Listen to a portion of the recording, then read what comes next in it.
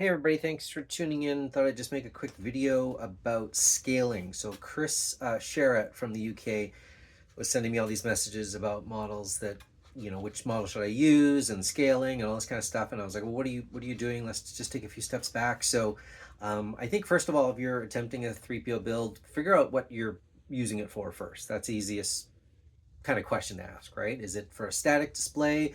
Are you just printing a head for like a desktop, decoration? Are you printing an animatronic? Um, are you printing for this to be a wearable costume? So there's all different ways that you can go. You can do portions. You could do a torso. This kind of stuff, right? Or a 3PO Chewbacca backpack. There's lots of ways that you could do it. So figure out which direction you're going to go, and then that'll just help get you started. So just to be clear, I think it's really communicated in our group that if you're using the Jesse files, which are the links in our featured posts. So if you go up to the top and click featured posts, you can find links to all the models that Jesse's created and other people have created as well too, right? So those models are based on a scan from a Don Post statue. And when that statue was created, it was done in such a way where it was kind of rushed and accelerated, molds and stuff, and so it actually shrank a little bit. So it's a little smaller than screen sized. So most people, when they print those models, they'll scale them up to like 106, 107% to be kind of more screen sized, right? It'll basically make it like an Anthony Daniels type height. Now, unless you're an Anthony Daniels type build, and I'm just gonna get into scaling for a little second, but if you print them out at 106, whatever, 107, and you're doing an animatronic or a life-size display, that's a great size for you. Okay, if you're doing it for costume, you might not be Anthony Daniels sized, and even if you were, chances are there's going to be things that you're going to need to change. So, I'm actually the same height as Anthony Daniels. I have the same chest size. My waist is like an inch bigger, and I think my hips were like an inch or inch and a bit bigger. So I was like, oh, pretty close. And even my shoe size is the same. But things are different, right? So, I used to do, a lot more skateboarding and stuff like that. So my calves are bigger, or, this part of my limb is longer than the other, right? So you're going to have differences from person to person. So just in terms of scaling, if you were to, there's basically several different ways you can go if you want to scale those models to fit your body. Okay, so the ultimate way to do it would be to get a 3D scan of your body, right? There's services that are offered. Sometimes at conventions, there's a booth there that does 3D scanning. Look around, see if you have friends that work in TV and film or game development, that sort of thing. There's different types of scanning, right? So there's actual kind of like the laser kind. There's photogrammetry where they take a billion photos and, put like a ruler in the scene and they measure that. And then off that, they can get measurements for your body. Basically, it'll generate a 3D model of your body. And then when you have that, you could scale individual portions of the printable 3PO body parts to match that scale. Now, let's just pretend for a second that the head fits onto my head perfectly, right? So let's just pretend for a second that's 106%. I might put the arm over that 3D scan of my body and go, oh, geez, the model is a lot longer than my arm. And maybe, because I've been, lifting weights or something, right? Maybe my shoulders are a little bigger, or, I'm more sloped here and I need a little bit more room. You might need to change the length of your bicep or forearm and that sort of thing. So now you can try and scale the model, but you might find that the width and the depth might work, but the height might not.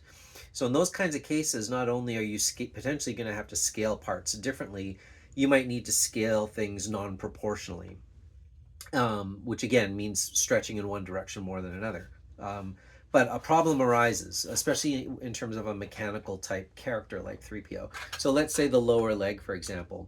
This particular part, this round part here, is something that you want to keep round. So let's just say that my lower leg, like the distance between my knee and ankle, is shorter than, I wanted it, it's like an inch shorter than I want the model to be, or I want the model to be an inch shorter.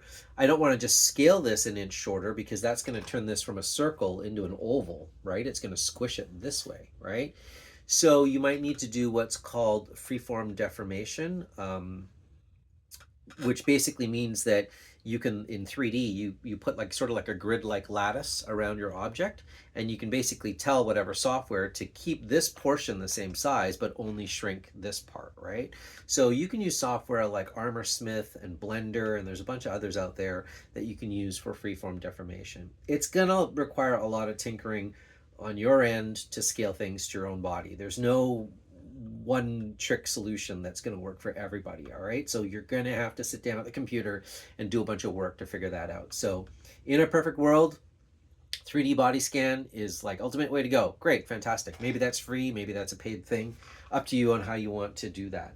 Another way to go would be to purchase Armorsmith. So Armorsmith is like a cosplay sort of designer software where you can create like a 3D avatar of yourself, right? So it's kind of got like this mannequin person in there, and then you can enter in all these dimensions. So you can make yourself a set of cosplay calipers, right? So you can make them out of cardboard, you can 3D print them, there's models all over the place.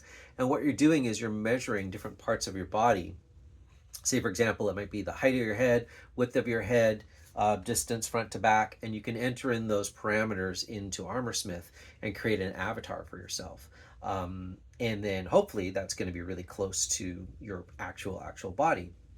What most people do at that point is they'll print what's called test rings, right? So let's just pretend for a second that I was printing the head, right? And let's just, for sake of argument, it's a one-piece head, right? I just want to see if it fits.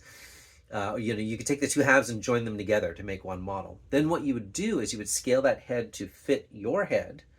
And then what you could do is print what's called a test slice, right? So you could actually cut the model at sort of the widest part. So maybe that's like the back of the head, nose, and ears. And you're only going to, you're going to cut the model such that you're going to throw away this part, throw away this part. And you're only going to print a section that's like 4 millimeters tall. And that'll get what's called a test ring, right? When you print it, it's just going to be this ring. Then you can actually put it over your actual head and go, hey, that's not bad. I didn't do too bad of a job getting my avatar head and the 3D model properly scaled. Does everything still work? And you might want to do a few prints, right? Maybe you want to print one that goes this way. Maybe you want to print one that goes this way, just to see if things clear your nose and all that kind of stuff, right? So this is very commonly used. People started to do this when they were making like Iron Man or Halo Spartan armor. Is this chest going to fit, right? Same thing. You take the 3D model and you sort of cut the model, slice it, delete the top, delete the bottom, and you're just left with this ring, and slide it over your physical chest and see if it fits, right? So that's a great way to do almost every part. You can do head, body, limbs that way.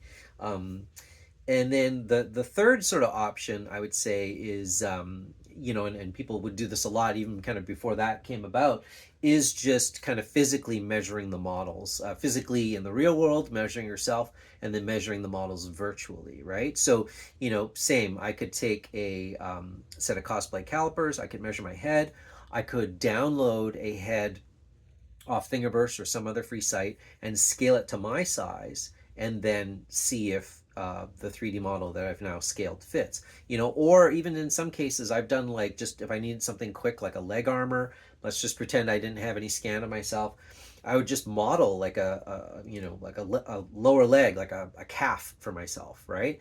And then, using my cosplay calipers, measuring the width and depth of my calf, and then adjusting that model to fit, and then seeing if the 3PO parts fit on that, right? So you're essentially kind of creating your avatar. Where Armorsmith it's a paid piece of software. I think it's like $30 or $40 or something. They're essentially doing that work for you. You can do that yourself if you don't want to, right? You can make a 3D model of yourself. But those are kind of the most common ways to measure yourself. But the whole point of this being was that, in particular, to kind of answer Chris's question, it's like, oh, here's some files that I got, and maybe I can just do this and print them. And I'm like, that's not, it's just because you print them doesn't mean it's going to fit you, right? There's so much more customization that needs to happen. And sure, everybody wishes they were the exact same size and everybody fits in the thing, but you might be taller, you might be shorter, you might be a little bigger in the chest, etc. Everyone has to make different adjustments to fit. And I've seen some really creative solutions too, right? I remember there was someone that was like way more muscular, and they were going to build this kind of like more armored 3PO. Hey, great, awesome, right? So do approach it however you like, whatever fits you best, but just know that there's different methods there of doing it, and there isn't necessarily one sort of solution or one path on how to do your scaling, right? So anyways, I hope that helps you out. Sorry that was a bit long-winded, but good luck.